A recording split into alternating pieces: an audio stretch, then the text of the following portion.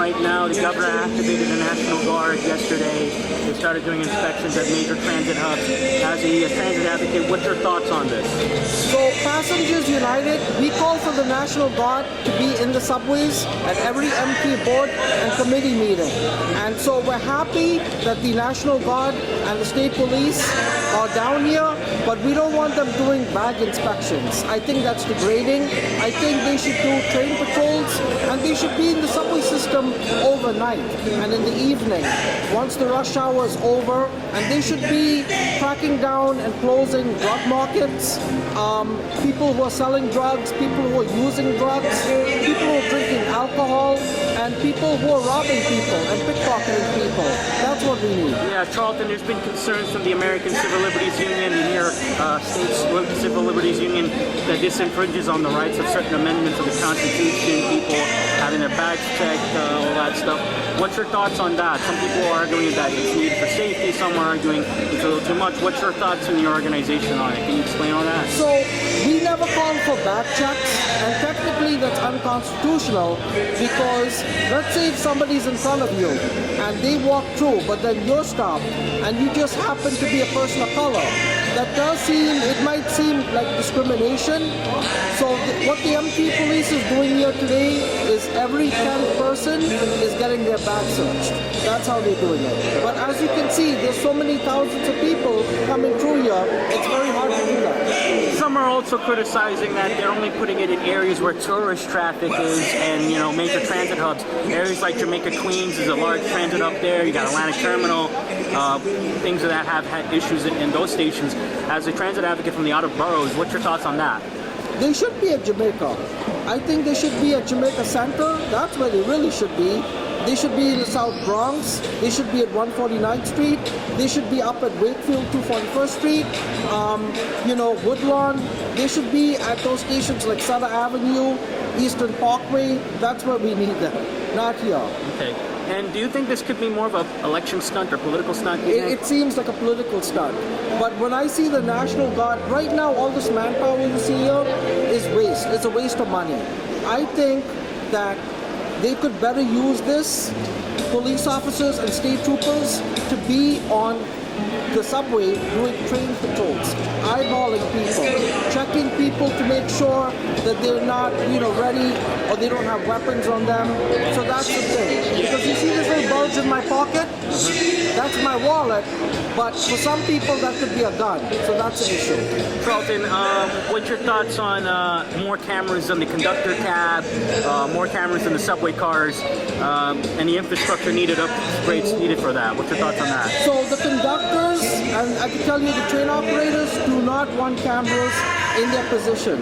The reason why they're against it is because they can be written up for discipline, and the cameras will be used against them, not for them, unfortunately.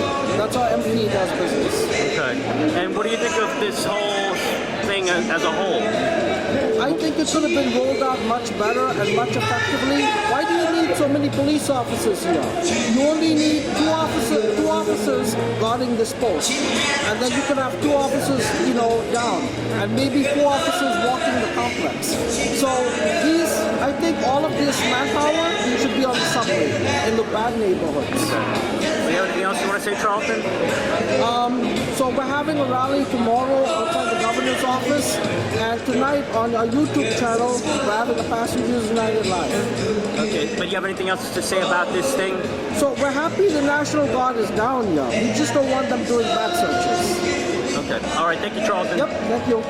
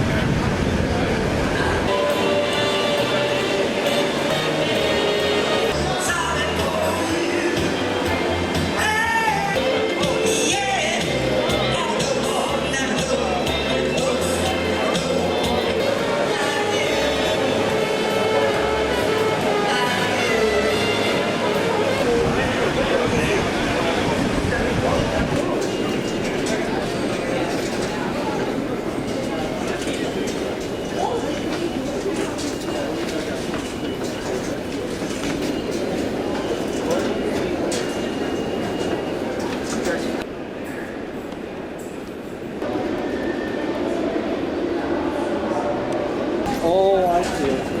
No, I just did that. No, I know. That's why I didn't say. Oh, okay. I got Because you. once I say that, then they don't put me on. It's like a stupid thing that they do. I don't know.